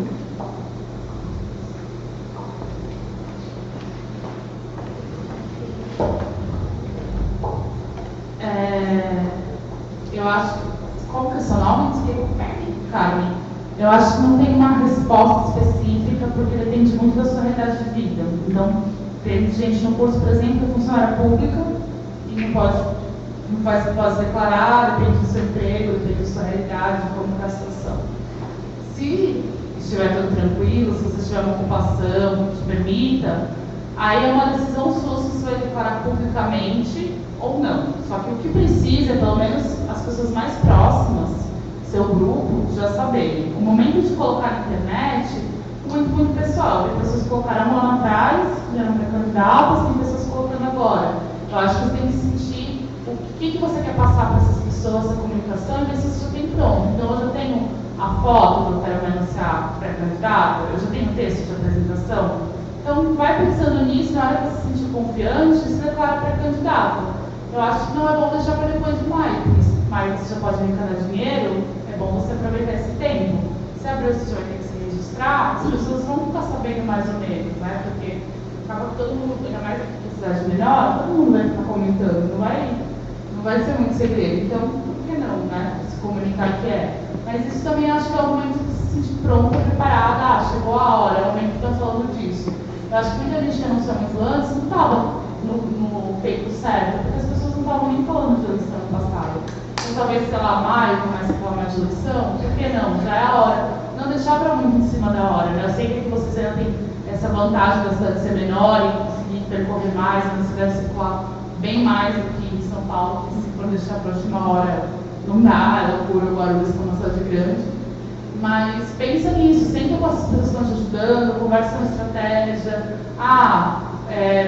Pensei em só anunciar em junho, mas em maio tem um monte de mulher falando, eu pretendo ocupar aquele espaço. Pensar isso, né? O planejamento ele serve para te dar um norte, mas ele serve para você também reavaliar esse norte conforme for necessário. Então, ele não é uma cartilha a ser seguida sem reflexão, né? Tem que sempre pensar se aquilo está te ajudando, ou se tem que fazer um incrementalismo e tem que mudar de última hora. E política é isso, né? Política é o esperado a qualquer momento. Então você tem que sempre dar uma reavaliada se é aquilo mesmo, não tem problema em mudar, não tem problema perceber que não era bem aquilo, que vai ter que antecipar um pouco, trabalhar com esses imprevistos, mas acho que antes de pensar em mostrar, pense se já tem esse material pronto, se já tem um vídeo de apresentação, você já tem um destino, você tem um site ou uma rede social sua, né? Até uma vez que a gente falar de comunicação, posso falar um pouco agora, acho que é básico, acho que é básico, não, é obrigatório, na verdade você tem um e-mail registrado de candidatura para depois registrar no Tribunal TSE. Então já faz esse e-mail. Esse e-mail específico, aconselho todas vocês a fazerem vocês terem a senha. Porque a gente usou o e-mail do TSE de 2016 e 2018. Gente, é incrível o número de mulheres candidatas que foram candidatas e o e-mail delas, que é a comunicação oficial, se for multada, processada, ele vai vir lá, não está nem o nome dela, é do partido, é de um homem. Então, assim, tenha algum controle, porque no fim você que está assinando aquilo. Tem alguma assessoria jurídica, veja se o partido vai oferecer uma assessoria jurídica, né? Porque é importante a gente ter algum controle do que a gente está fazendo, porque, infelizmente, né, eu discordo muito das últimas decisões que penalizaram as mulheres laranjas, porque eu sou contra a candidatura laranja, mas a questão do laranja é sistemática, não é a mulher que é culpada. O partido e quem armou aquela situação é tão mais culpado, e ninguém está sendo penalizado. Então tem que ter essa segurança jurídica, de saber que você vai conseguir responder aos processos, saber que a notificação judicial da campanha vai chegar nesse e-mail, você precisa ter um e-mail que provavelmente vai ser oficial, e um outro e-mail para se comunicar com quem vai votar com você. Se a sua estratégia vai ser ter Facebook, redes sociais que você já tem, você vai usar o WhatsApp, como que ou usa o WhatsApp eficientemente, ou não, ou ter estratégias de bater em porta, ou uma vez por semana me reúne em algum bairro. Vai pensando essas estratégias, quando você tiver uma confiança, lança essa campanha, porque a gente está com março, abril aí agora, porque maio você já pode arrecadar, você já vai estar com dinheiro, então são 2 meses para preparar o material. Mas respira fundo que dá tempo também, né? A gente está, ainda mais aqui, que é bem menor, que a questão espacial, você consegue se deslocar bem, então acho que dá para respirar, ficar calmo, pensar, planejar, mas também não segurar muito para a última hora. Só um complemento dessa primeira pergunta, é que assim, a partir do momento que você anuncia também que é pré-candidata ou candidata, né, você precisa entender que aquelas pessoas que estão vendo esse seu anúncio, elas vão esperar algumas atividades depois daquilo. Então, ok, ela anunciou que é candidata, e agora? Então, o momento de você anunciar, eu acho que também passa por ter constituído algumas ações ali minimamente continuadas, né, que você percebe que a partir dali você vai ter condições de manter um diálogo, por exemplo, com aquele público que você acaba de anunciar que é candidata. Que eles vão começar a te perguntar coisas, por exemplo, ok, ela anunciou pré-candidato, vai ser qual partido? Qual vai ser a sua bandeira? Quando tem reunião para mim? Quando tem reunião, essa da reunião, então quando é que a gente vai começar a fazer reunião para pensar tal coisa? Então, quando você faz esse anúncio, você precisa ter já constituído uma estratégia ali de quais são as próximas ações que você precisa responder a essas pessoas. Que é muito ruim, por exemplo, pessoas estarem interessadas em te apoiar, em te fornecer recursos e tal, em contribuir para a sua campanha e você ainda não ter o que fazer, tipo, de não ter tarefas para delegar para aquelas pessoas. Você pode eventualmente até desmotivar aquela pessoa que poderia te ajudar na sua campanha, porque você ainda não planejou, você anunciou antes do tempo, por exemplo. Então, acho que varia muito, tem que estudar a realidade do local, mas acho que pensar nisso, de fazer um anúncio quando você já sabe o que fazer depois do anúncio, é um ponto relevante. Assim. Quanto à pergunta das candidaturas coletivas, eu vou falar a minha opinião pessoal, acho que depois a Thaisa pode falar também o que ela acredita como pessoa. Eu sou bastante favorável às candidaturas coletivas, assim, eu acho que é uma forma de compor públicos e setores assim, muito mais facilmente. Então, é uma tarefa super difícil ser candidata, né? Você tem que distribuir um tempo que é muito escasso e fazer escolhas preciosas de onde é que você vai atuar, de com quem que você vai atuar, quando você tem mais pessoas pensando isso junto com você, no limite você divide o poder e o que você representa de forma igual com essas outras pessoas, eu acho que se torna... Só como funciona as candidaturas coletivas. Então, vamos dar, por exemplo, da bancada ativista, né? A bancada ativista que foi eleita para a Assembleia Estadual, tinha municipal, tinha na Câmara Municipal também. Foi uma candidatura chamada de candidatura coletiva, com seis pessoas, né? 6 codeputados. A gente não tem, no sistema eleitoral, a gente não aceita, por exemplo, 6 codeputados eleitos. Então, quando você vai votar no mandato coletivo, você não vai votar em 6 pessoas diferentes, vai votar em uma deputada ou um deputado. Então, um exemplo do estado de São Paulo, por exemplo, foi escolhida uma pessoa, que no caso foi a Mônica, né? A Mônica, deputada ativista. Ela era a fotinha que aparecia na urna, ela era o nome registrado no Tribunal Superior Eleitoral. Mas ela dividia, e ela prometeu continuar isso ao longo de todo o mandato, se eleita, dividir as tarefas de deputada com outros 5 codeputados. Então, ela tinha diversas frentes, né? Tinha um pessoal que atuava mais no movimento de cultura, tem outro pessoal que representa a primeira infância, e que eles se dividiram entre bandeiras do mandato. Cada codeputado representava essa bandeira diferente, e com um objetivo em comum, né? E aí eles se colocaram para o público, para o eleitorado, como pessoas que tinham existia a mesma divisão de poder, que se você votava em um, você também estava votando no outro, né? Então essa é a candidatura coletiva. Eu acho que é bastante efetivo você reduzir peso desse desgaste, que é um desgaste ser candidata, né? É uma forma de você ter mais capilaridade, porque dependendo das pessoas que você escolhe para estar no grupo com você consegue distribuir melhor no território. Mas quando a gente está falando do estado de São Paulo, né, que é gigantesco, a gente teve um exemplo de candidatura coletiva também na cidade de São Paulo, na última eleição. Então, assim, eu vejo como uma super solução. O problema é que aí também são 6 interesses divergentes, 7, 8 interesses divergentes, que assim, eles podem divergir em algum momento, né? E aí, como é que você vai conciliar essas atividades, né? Depois, até no pós-eleição, eles tiveram alguns problemas do ponto de vista institucional mesmo, de quem é que vai ser como chama, né, a diplomação lá, quem é que vai ser o diplomado, né? Vai a Mônica, mas os outros também queriam entrar. Porque é isso, a instituição não está preparada para receber esse tipo de candidatura, né, e esse tipo de mandato. Por vezes eu vejo esses mandatos também sendo questionados até com relação à remuneração que eles têm depois, porque eles têm uma forma de dividir o recurso, o deputado recebe mais, então isso às vezes dá problema. Então tem um pós também que pode trazer alguns malefícios, mas eu vejo como uma potência. Eu acho que são 2 coisas aí para variar.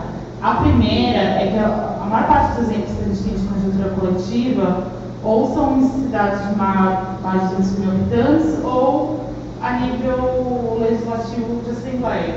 Então é diferente porque nessas candidaturas, todas as pessoas que estão na chapa, elas vão trabalhar depois no gabinete no mandato. Em cidades menores, geralmente, às vezes é só o vereador, não tem uma equipe, o vereador é o assistente. Então, na verdade, pode até ser uma equipe concorrendo, mas nem todas aquelas pessoas conseguirem trabalhar no mandato depois. Isso também acho que é um desafio, como que a gente pensa lógico para cidades menores, né, que atendam, mas que não vai funcionar como nesses grupos onde todos, de fato, depois vão trabalhar e integrar o mandato formalmente. Porque não tem como comparar uma estrutura dessa, que é uma estrutura muito grande. Então, como que a gente adapta para cidades menores onde não vai ter essa estrutura? E essa é uma questão sistemática da estrutura que a gente tem que realmente pensar como que adapta para Marília, que acho que deve ser o caso daquela população. Quando trabalha no gabinete, vocês sabem? Mas não. Chefe de gabinete. Em São Paulo são 23.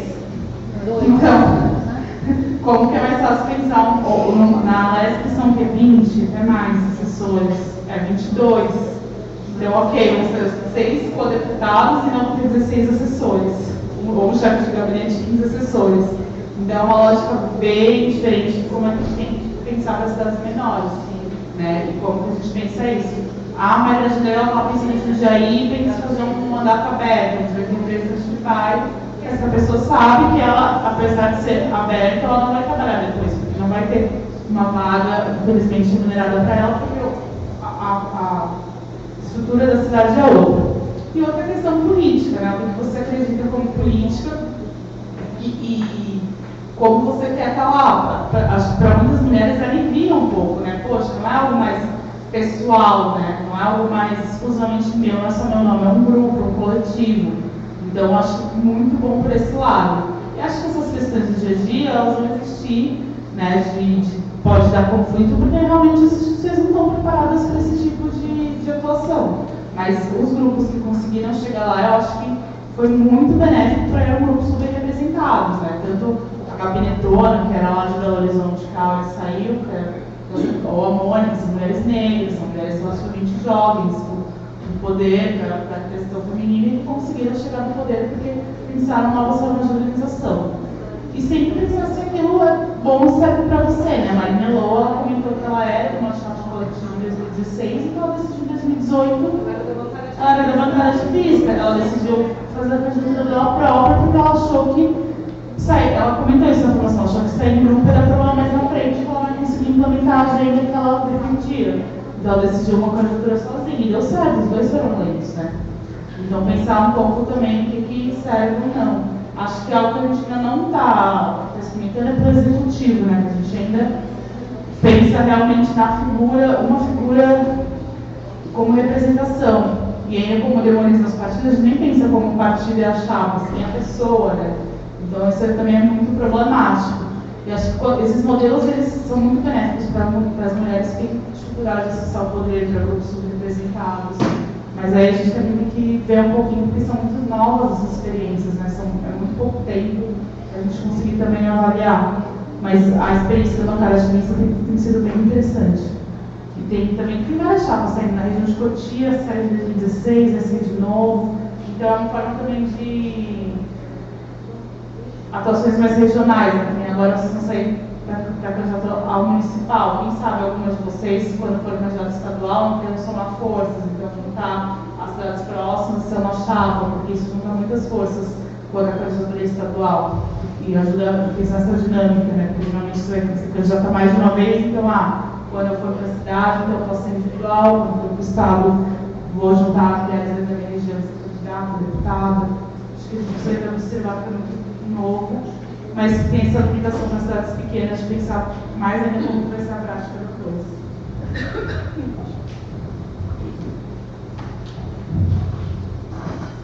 Tem mais pergunta ou comentário? Eu trabalho, sou professora do Estado, não sou concursada, tenho um contrato, né, 3 anos, o contrato está em vigência ainda. E eu sou pré e você candidata. Então eu gostaria de saber quando que eu posso me afastar e se eu me afastando eu vou ser remunerada ou não. Como é que faz somente jurídica nessa hora? Não, eu sei que você pode tirar férias e não ser remunerada até afastamento de campanha. Eu acredito que não seja remunerada, não sei se você tem direito de tirar férias atrasadas. Infelizmente, o que a gente vê é muita perseguição política, né? Então você trabalha para uma gestão de partidos X e aí o partido fala, seus chefes denunciam que você está fazendo campanha para o partido Y. Infelizmente acontece muito isso e a gente não consegue garantir nada. Mas o que a lei respalda, que não é no seu horário de trabalho, você pode fazer campanha. Então, deu 18 horas, não está no seu turno de trabalho, você pode fazer campanha. E lembrando que a internet, mesmo no horário de trabalho, conta como campanha. Então, se você está no turno como funcionária pública, você trabalha 8 horas no seu horário de aula, você foi lá e postou algo, você é candidata, isso não pode, né? Então, você tem que estar para isso, para esses horários programados e como que você divide seu tempo até você ver esse afastamento. Ela pode colocar pago no Face, eles estão jogando.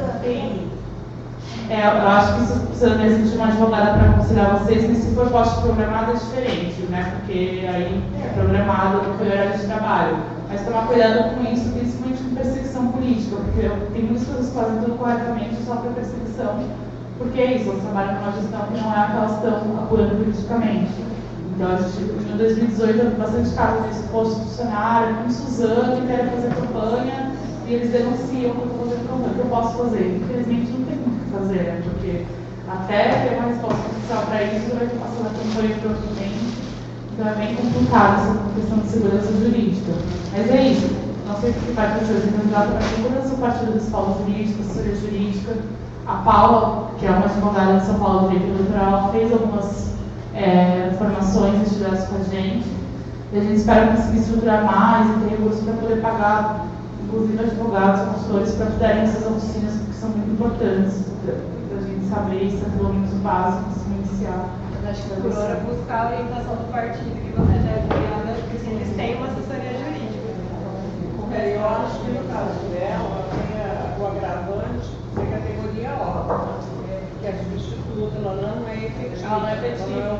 Não é concursada. Mas então não sei nem se ela pode se afastar, né?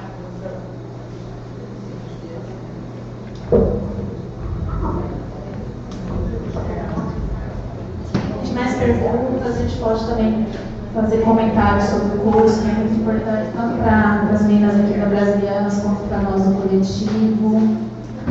Alguém quer comentar, dar sugestões? Eu queria ouvir também um pouquinho das expectativas, né? O que vocês pensavam quando se inscreveram no curso e como é que vocês descobriram ao longo do percurso do curso? Se era o que vocês estavam esperando? A gente também não conseguiu acompanhar as outras oficinas, então vocês acharam que estão faltando. Eu acho que tem que ter mais. Até pra gente ir aprimorando, porque eu acho que a gente copiou um pouco algumas aulas, os temas eram parecidos, né, e tal, mas até pra ver onde é que tema, né, onde é que funciona melhor, que tipo de público, né, a gente tem um público diferente do que a gente teve em São Paulo, então qual conteúdo que é melhor. Vocês que já trabalharam em outras eleições, vocês têm uma pesquisa, algum dados assim, sobre o candidato que usou mais redes sociais ou trabalhou mais no PTPS lá com as pessoas na rua? Até onde a rede social influencia numa campanha? Vocês têm algum dado assim? Boa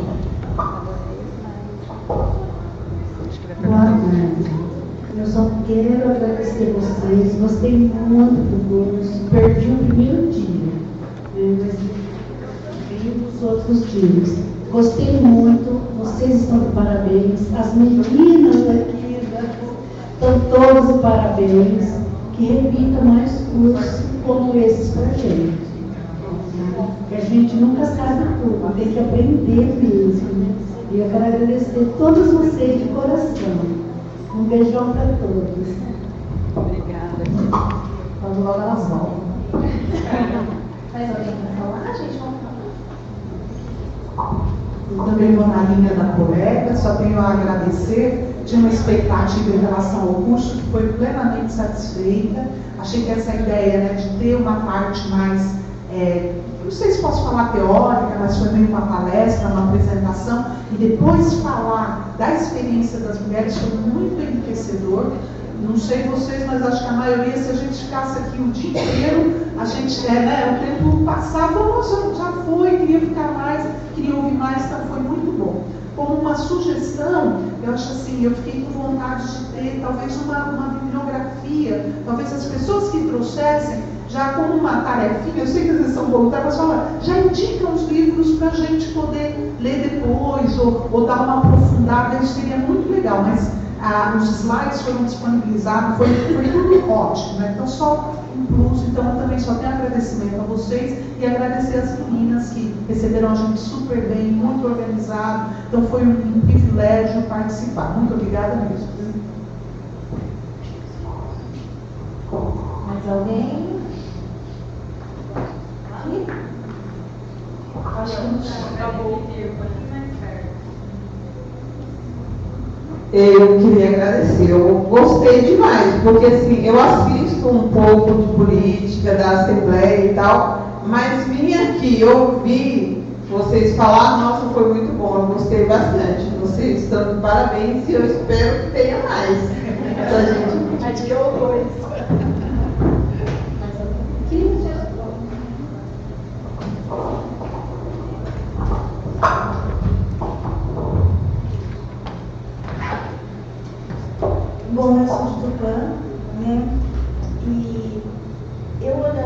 Facebook, eu vi um chamativo, né, do coletivo de mulheres. E aquilo me chamou a atenção. E eu falei, gente, eu não acredito que um negócio desse de graça. A gente não vê essas coisas de graça, né? Falei, bom, vou arriscar, quem sabe eu não consigo, né? E aí eu fiz a minha inscrição e vim nos 4 sábados sozinha. E, gente, que delícia, gostoso. Eu estou aprendendo muito, sabe? Eu sou pré-candidata também, com muito medo, porque é a primeira vez, e vocês estão me ajudando muito. Vocês se importaram realmente com o que a gente precisa, porque nós não temos orientação nenhuma, a mulher não tem orientação, sabe? Então eu acho que está sendo muito importante isso para nós, para todos. Eu acho que isso tinha que abranger mais cidades da nossa região, é muito importante. E eu gostaria que vocês, se fosse possível, que vocês promovessem mais reuniões, trazendo mais a prática para a gente, da política mesmo, antes das eleições. Entendeu? Porque nós precisamos, tem perguntas que às vezes a gente quer fazer, e de repente, eu por exemplo, eu não vou colocar aqui agora o que eu gostaria de saber, porque eu sei justamente do tempo que precisa para tudo isso. Mas vocês estão de parabéns todas, as meninas daqui de Marília, fantásticas. Eu adorei vir aqui e eu quero mais também. Tá? Obrigada. Olha, eu endosso a fala de todas elas, e principalmente essa questão. Eu acho que antes das eleições, se a gente pudesse ter mais 1 ou 2 encontros desses daqui, isso seria muito salutar para todas nós. Então, é um momento assim, que a gente, de muito aprendizado, e isso traz muita tranquilidade para a gente, porque é tudo muito, é novidade. Então vocês estão trazendo para a gente, estão abrindo caminhos, estão mostrando que a gente pode chegar lá, dando coragem e tudo, e que isso é possível. Então, se vocês, a minha sugestão e meu pedido, se a gente pudesse ter mais 1 ou 2 encontros, e assim, a gente arregaçar as mangas e todo mundo, cada um ajudando um pouquinho, não fica caro para ninguém, não fica pesado para ninguém. São várias cidades, cada um das suas cidades se mobilizando, e nós vamos mostrar a nossa força. Se a gente pode se mobilizar para aqui, já é um treinamento para a campanha também, né? Obrigada.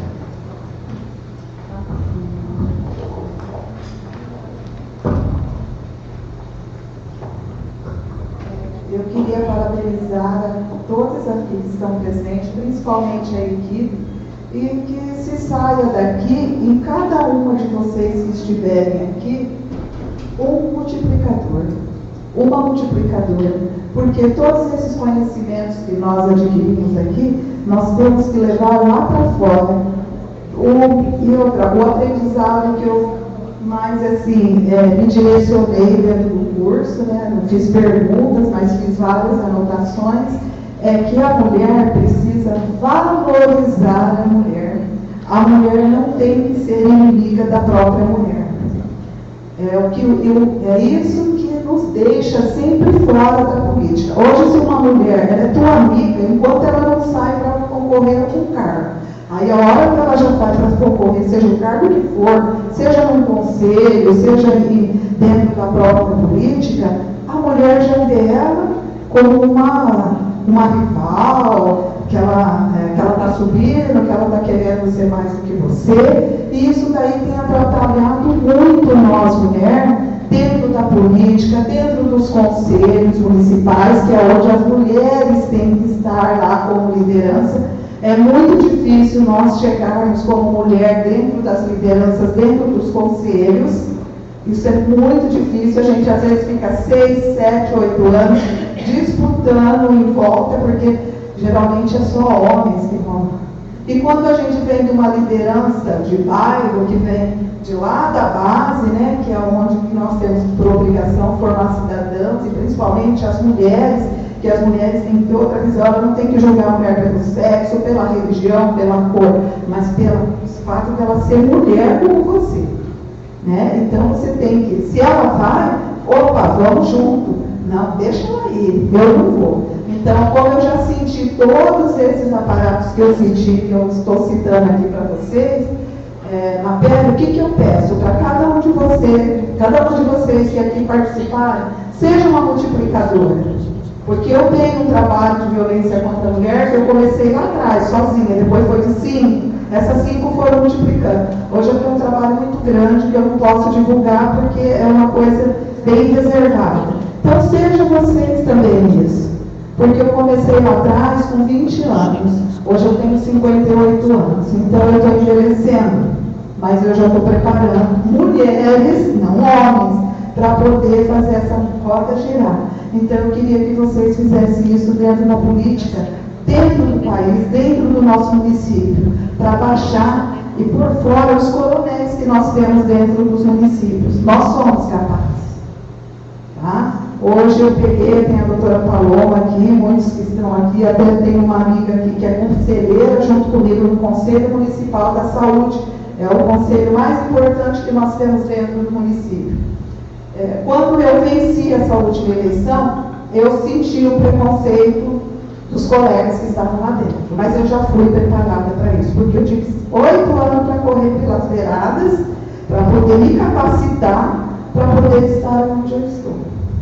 Né? Então, o que eu peço para cada um de vocês, mais uma vez, sejam multiplicadores, porque nós somos a maioria e nas eleições somos a maioria também em nível de escolaridade. Por que ser inferior aos homens? Tá? Então, eu queria agradecer a vocês por essas palestras, por todo esse movimento, que isso continue, né? E que nós consigamos também trazer nas próximas mais jovens, mais meninas, né? Da fase da adolescência, juventude, para nós irmos preparando, porque vai chegar um tempo que nós não vamos estar mais aqui para a luta. Eu luto desde 88 da Constituição, né? Onde a gente foi lá para colocar os SUS, e colocar as políticas públicas para garantir a dignidade humana, que é a vida. Então, eu queria parabenizar vocês, porque eu fico muito feliz de saber de ver jovens aqui, né, e que militam pelo aquilo que eu comecei a militar lá atrás. Então, eu tive o maior prazer, a maior felicidade de estar aqui. Encontrei com a Márcia Fontes também aqui, né, e para mim, muitos anos, militei com ela lá atrás, e depois chegar aqui e encontrar ela na mesma caminhada. Então, sejam multiplicadoras.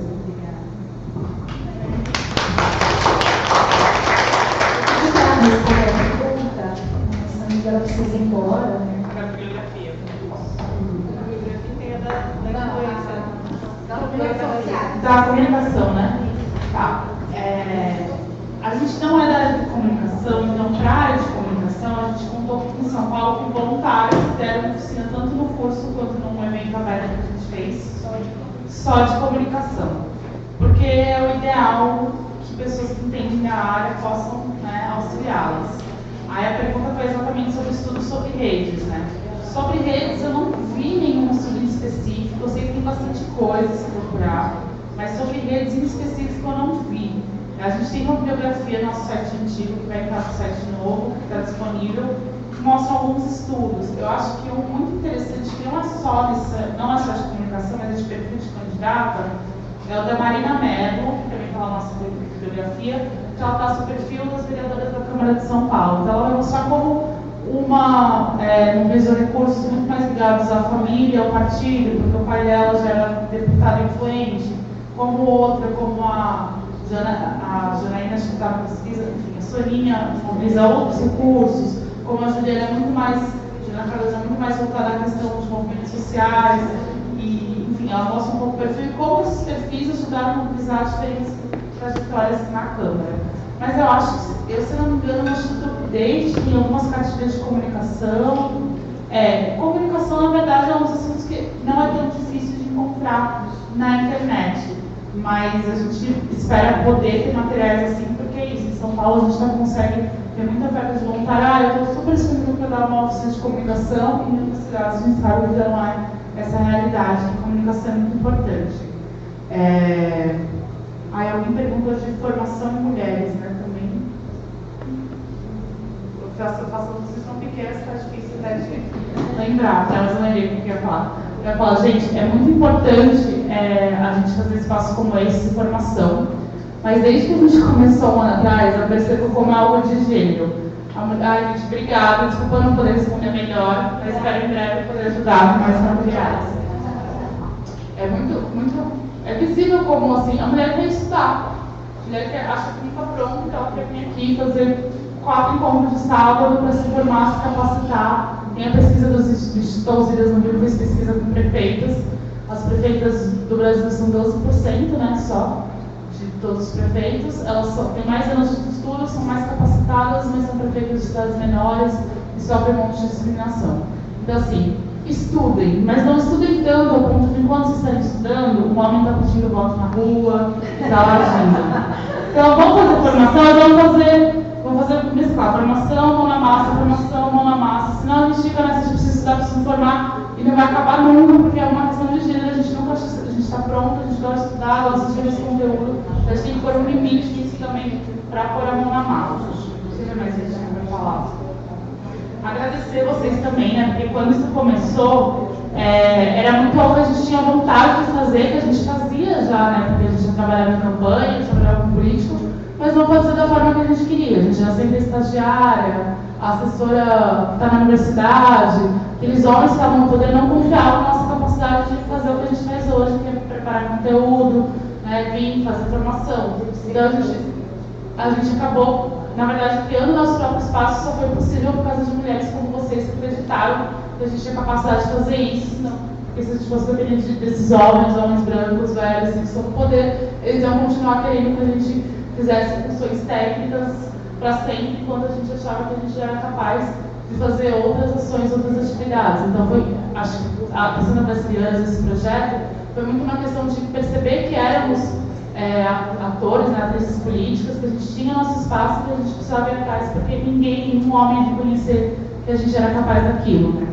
Então, acho que até a Jana, que está lá agora para a escola Ana, foi um momento muito assim, poxa, eu trabalho com um monte de homem e eles não dão o valor que eu acho que eu mereço, e eu fico diminuindo, achando que eu que não sabe. Todas essas coisas horríveis que acontecem quando a gente trabalha com muito homens, que não valorizam, não respeitam, enfim. Falando que a gente quer muito fazer mais formação, espera em breve ter financiamento para poder realmente rodar o Estado, ou para fazer encontros estaduais que não sejam em São Paulo, que sejam nas cidades do interior, conseguir fazer encontros estaduais de candidatos, de eleitas, quem sabe até nacionais. Então a gente tem ideias bem grandes, a gente precisa mesmo de dinheiro para conseguir concretizar. E aí eu vou deixar a sugestão, porque eu acho que além de todo o conteúdo, que dá assim, a graça desses encontros, realmente essa troca, esse olho no olho, essa inspiração, esse ver, poxa, não estou mais isolada, porque é incrível como a gente faz tão pouco, às vezes a gente fala, eu confio em você, você pode ser candidato, isso já é muito para você ser candidata, porque ninguém fala isso, porque todo mundo queria, você candidata? Tem certeza? Enquanto para o homem que não sei vai ser candidato, nunca essa reação, mas nossa, ótimo, vai lá e seja.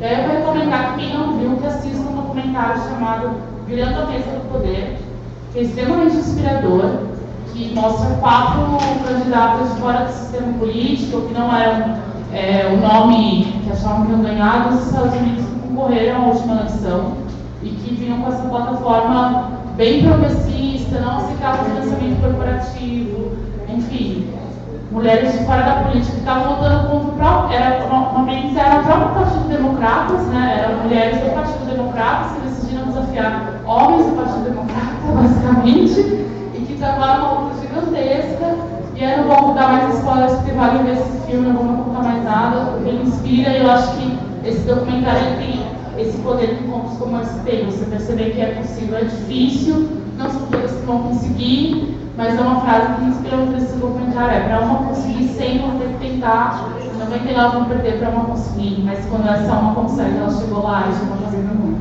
Então, obrigada mesmo, gente. Acho que ela pode ter alguns comentários. Agradecer muito esse espaço de hoje.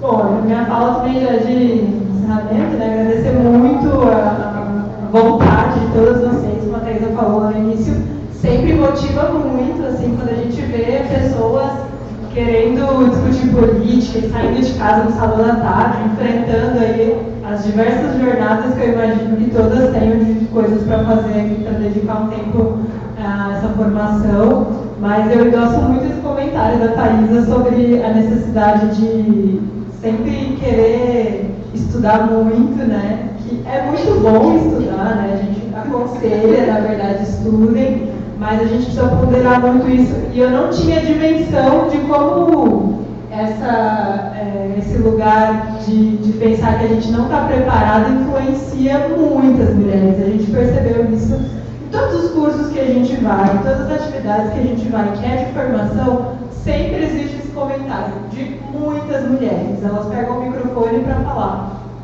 ai, que bom que vocês estão fazendo curso de formação, porque a gente precisa muito saber disso. Sempre que, assim, são mulheres que possuem uma sabedoria, que podiam estar na mesa falando sobre aquilo, né?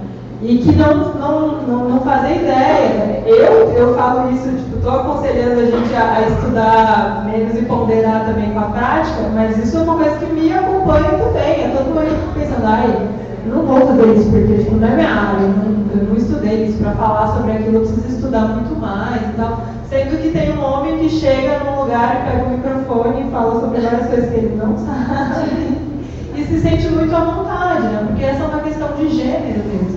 Eu não estou falando pra gente sair por aí falando as coisas que estudar antes, não é por aí, né, gente? Mas é saber criar esse cronograma mesmo de planejamento de atividade, de articulação política, com o seu tempo de estudo sobre aquele tema que você gosta, sobre o tema que você sabe que é o seu projeto político, mas também com a parte prática, de ação política mesmo, né? De juntar essas duas coisas e de perceber que sim, a gente está preparada para enfrentar um monte de coisa, para se posicionar em vários espaços, e que a gente pode, inclusive, à medida que está nesses espaços, ir estudando, mas sem deixar de disputar, senão a gente nunca vai para a disputa. A gente sempre vai ficar, mas eu acho que precisa de... agora eu vou fazer o mestrado, eu vou estudar outra coisa. E aí as pessoas vão tomando aquele lugar que a gente precisa estar, né? Elas vão ocupando aqueles espaços que a gente acha que ainda não está preparada para estar lá, quando na verdade a gente está. Então, muito obrigada por estarem aqui nessas formações. Espero que vocês multipliquem isso que pegaram daqui, que compartilharam com a gente, que a gente também sai daqui com um monte de informação que vocês trazem, de dúvidas que acabam nos provocando aí para pensar outras formas, outros modelos de dialogar. Então, muito bacana mesmo, um agradecimento especial às meninas também do coletivo de mulheres que nos procuraram e resolveram comprar essa proposta também para trazer para cá. A gente precisa de mais coletivos assim em outros espaços para conseguir levar e espalhar, né, enquanto a gente não tem essa capacidade institucional mesmo de a cada ponto do Estado. Além da bibliografia do site, para o curso de São Paulo, a gente conseguiu também organizar um drive com algumas sugestões de texto. Então, a gente também pode compartilhar. Nos dias que eram teóricos, a gente pedia sempre para quem ia palestrar dar uma sugestão, porque a gente sabia que ia ser pedido o texto. Então, a gente também pode compartilhar. Mas é isso, gente. Leiam quando der, estudem, mas não deixem se balizar por isso, porque tem muito aluno medíocre pedindo voto, e vocês são muito melhores que eles, eu não tenho dúvida.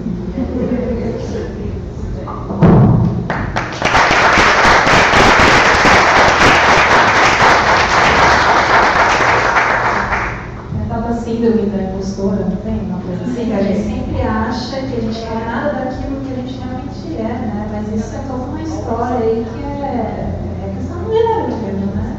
Infelizmente, né? A gente tem que romper com isso, né? A gente fala assim, né? Confiar no nosso poder, no nosso conhecimento. E na nossa união, né, mulheres? Que a gente está também essa questão de competir. Ensinaram pra gente que a gente tem que ser rival uma da outra, também a gente está rompendo com isso. Que não é verdade, né? Não somos rivais. E aí, gente, vamos entregar as lembrancinhas, tá? A Maria, ela fez essa parte do crochê, a Maria do movimento da MSP com a gente, participou do coletivo. E o sabonete é da Dani, ela já foi embora, mas ela é diva, Cebolinha, e ela fez, a gente tá... Isso. Então, muito obrigada. Gente, na metodologia, né, comentários sobre a questão da gente trazer parte teórica, parte prática, vieram delas pela experiência, né, então já começamos a entrar em contato, o curso era maior, né, até, então ela falou, olha, não é bom fazer um curso tão grande, então tudo isso de tentar condensar, tentar trazer experiência de mulheres que estão na política, então tudo isso foi pensado com elas, porque elas já estavam já nesse processo de formação política, né? Então todas as dicas a gente pegou, a gente adaptou, essa questão de ser voluntária, essa questão de ser um curso gratuito, então foi tudo combinado com elas, né? E a gente conseguiu graças aos apoios que a gente teve, tá? Então é bom ressaltar. E muito obrigada, viu, pela vinda. Pelo trabalho, né, pessoal? Que a Thaís fez todo o contato. E daí, junto com essa lembrancinha, tem mais uma, como a Maria, que é a nossa artesã, eu gostaria que a Maria entregasse. Tem mais uma sacolinha aqui de sabonetes, que eu quero que a Maria entregue, com um abraço muito especial, que representa todas nós, do coletivo, todas que participaram do curso, em agradecimento a Thaís, porque na verdade foi a idealizadora do curso para a Maria, palmas para a Thaís também. Obrigada, amiga. A Thaís trouxe essa ideia, né? A Thaís chegou para a gente, conheci as brasilianas, né, à distância, e elas fazem um trabalho maravilhoso de mulheres na política, de formação, vamos fazer isso, Marília. E daí a gente, ai meu Deus, que ideia maluca. Eu falei, ai amiga, a gente vai ter perna. É uma trabalheira, gente, realmente, organizar tudo isso para vocês. Não foi fácil, muito bom, muito gratificante ver que vocês aproveitaram e que vocês querem mais, né? Mas quem, assim, idealizou o curso e falou, vamos fazer assim, então foi a Thaís. Então, parabéns, obrigada por ter insistido. Então, ela, né, contar com as brasilianas. Sozinha eu não faria, tá?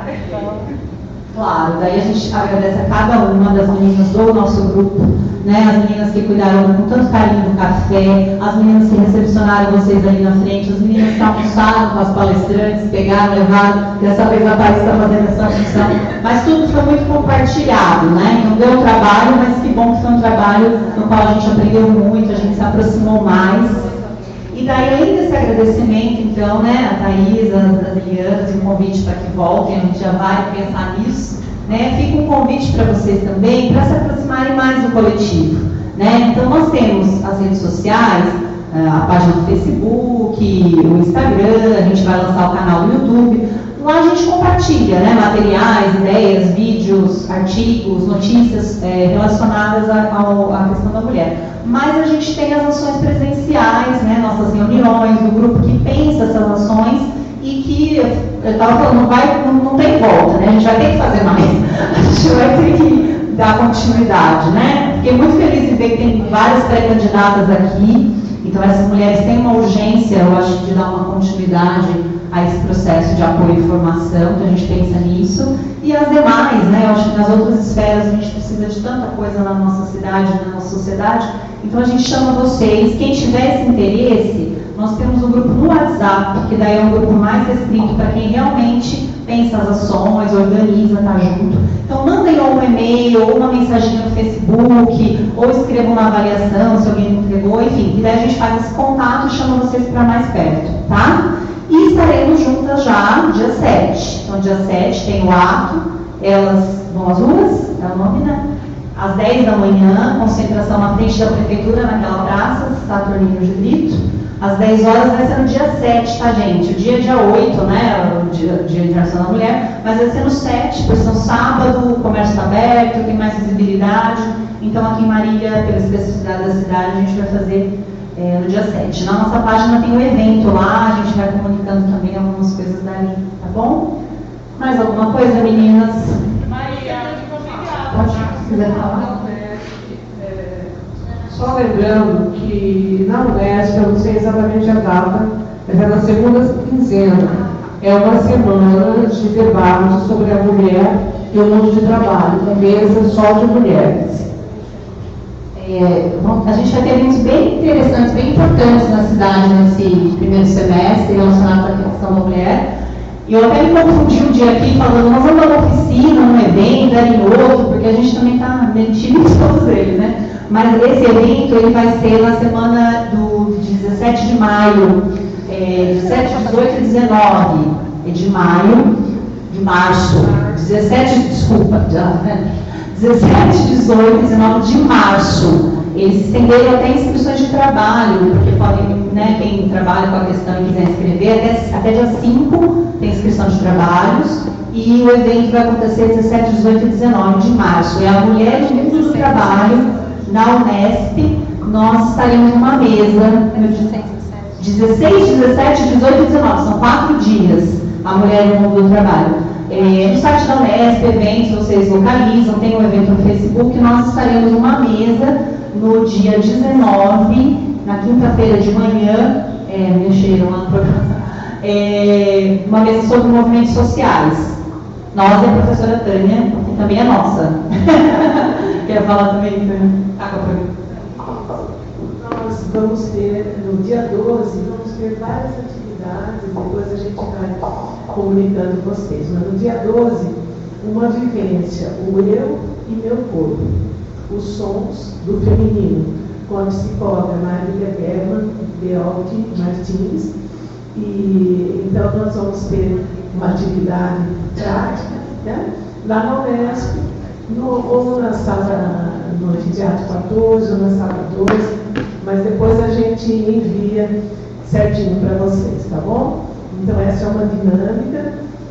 Nós vamos estar também lá no Senado, com debate de filmes, palestra também sobre as questões das mulheres em geral, né? As conquistas e os desafios que nós temos, né? Muitos, né? Em várias áreas. Obrigada, viu? Parabéns a toda a equipe, maravilhoso curso, também participar, estamos juntos sempre, né? Obrigada, Tânia. Muito obrigada. Fiquem atentas, a gente está sempre divulgando, se vocês souberem de outros eventos, outras oportunidades de formação na cidade, na região, que tem relação, né, com nossos interesses aí, falem que a gente coloca na página, a gente compartilha, tá bom? Vocês queriam falar mais alguma coisa? Gente, a gente tem bastante material de slides dos palestrantes que participaram e a gente não coloca isso no site meio que por respeito, porque geralmente o palestrante foi fazer voluntariamente, o que ele faz para viver e paga, e a gente combina que não vai pôr no site, vai só disponibilizar para quem foi na formação que ele foi. Mas eu vou conversar principalmente com a Paula Trans, né, de regras jurídicas, ver se ela topa disponibilizar, se der tudo certo, aí consegue disponibilizar para vocês algum material de formações passadas que tem. Não consigo prometer, mas posso tentar. Essas a gente tem feito só por e-mail de quem participou. Então, e aí vocês conseguem acessar isso. Então eu vou tentar, porque tem bastante material legal. Ótimo. Então, essa de vocês, acho que vocês já mandaram em PDF também, a gente transforma, a gente compartilha, daí dá para entrar naquele link da planilha que elas apresentaram, né? E vai estar toda a gravação vai estar disponível também no YouTube, para quem não pode ver. Mas alguém queria colocar alguma coisa? Meninas, tudo bem? Então, só agradecemos. Obrigada mesmo, estamos juntas e só começamos. Vamos em frente.